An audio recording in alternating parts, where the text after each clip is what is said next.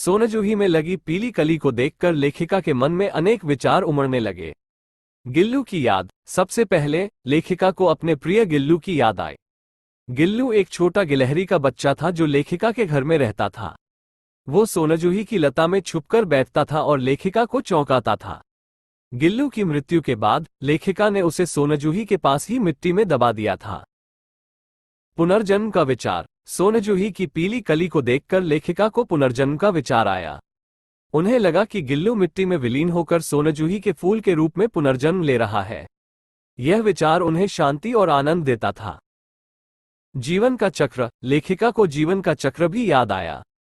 जैसे सोनजूही की कली खिलती है और फिर मुरझा जाती है, वैसे ही जीवन में भी जन्म, मृत्यु और पुनर्जन्म का चक्र चलता रहता है। प्रकृति का सौंदर्य। सोनजूही की पीली कली ने लेखिका को प्रकृति के सौंदर्य का भी एहसास कराया। कली की नाजुकता और सुंदरता ने उन्हें प्रकृति के प्रति कृतज्ञता से भर दिया। आशा और विश्वास। सोनजूही की पीली कली ने लेखिका के मन में आशा और विश्वास जगाया। उन्हें विश्वास था कि मृत्यु के बाद भी जीवन का अंत नहीं होता है।